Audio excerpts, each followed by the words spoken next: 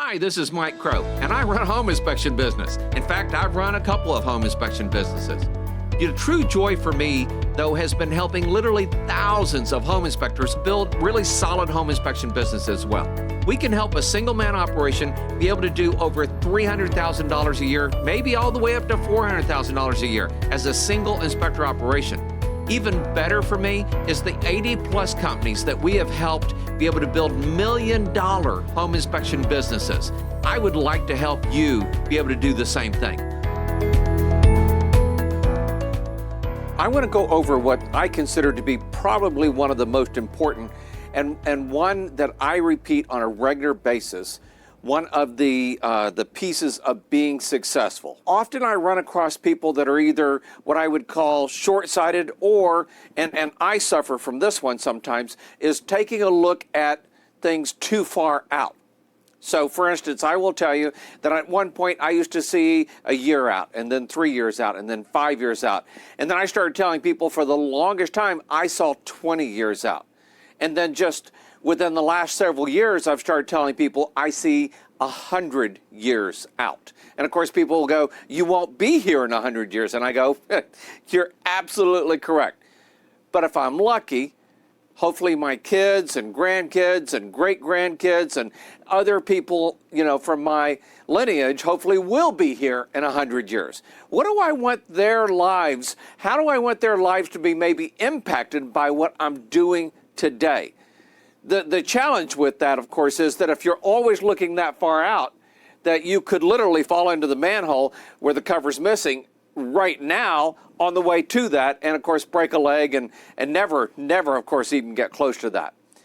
One of the things that I've discovered is that, though, being too short-sighted is you stand there looking at the manhole with the manhole cover missing, and you panic about that, and you see that, and you look at that, and you focus way too much on that. And while you're focusing on that, along comes a bus and just whacks you out of the whole process altogether. You've got to learn to be able to balance out the short-term vision versus this long-term vision.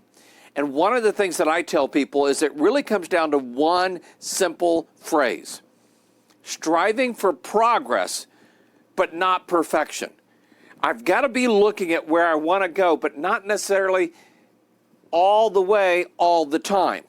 Now, I've got to look at that, and I've got to put that on paper, and I've got to plan for it, but I don't want to be looking at just next week. In fact, this is one of the biggest mistakes I used to watch in the corporate world. As a manager would come in, and to make himself look good, he would run all the machinery 24 hours a day, and I mean, he would be making all kinds of great progress, but then machines would start breaking and things would start failing because there was no maintenance. There was no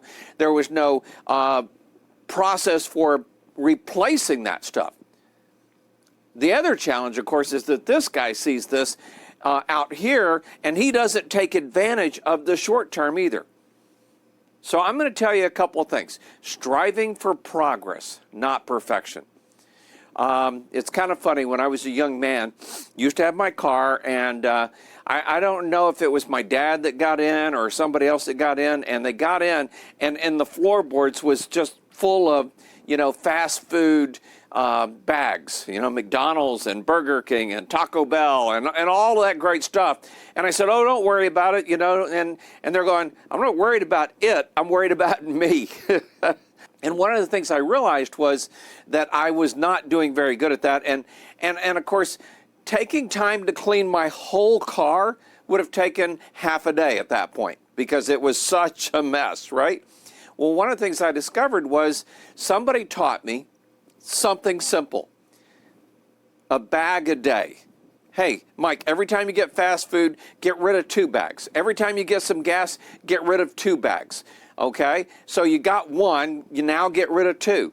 And before I knew it, within just a week or 2, my whole car was all cleaned out and everything. And now when I get gas, I turn it on, I tell it to pump, and I wash the windshield. I look through, see if there's anything I need to throw away, and get rid of it. So in that case, it was a bag a day. Recently, and I say recently, within the last 5-10 years, when you get my age, everything's recent, by the way. But recently, I was working with somebody, and they didn't have the time to get totally moved in. We moved from our old office to this office, and their office was just full of boxes. And I said, here's the thing is, a box a day. Could you get rid of one box a day? Well, yeah, I can get rid of one box today. Great. And tomorrow, get rid of one box.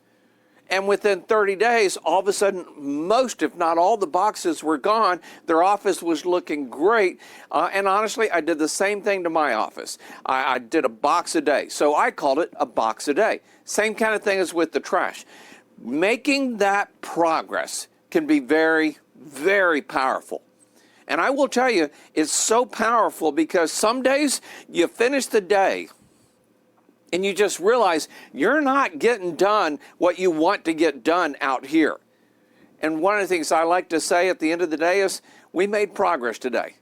I try to make sure at the end of every day, we made progress today. And if I can't say that, I go, what's the one thing? What's one thing I could do today? One box, one bag, what's one thing I could do today? One phone call, so that I can say, I'm making progress today. And what I want you to think about is striving for progress, not perfection. Because honestly, you're never going to be perfect. It just isn't going to happen. And if you're trying to be perfect, you're never going to get there because you won't make the progress you need to on a daily basis.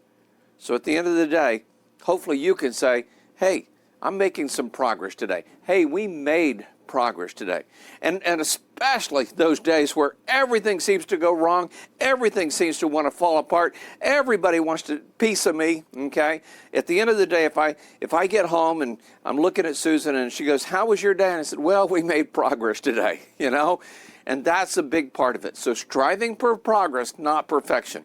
My son has this great t-shirt, and it's this guy coloring this word, and he's making it absolutely perfect. And the word is perfection. And the P is perfect. And the E is perfect. And the R is perfect. And then he's sitting on a stool, dead, skeleton, because he died because he never finished the process. So progress, not perfection.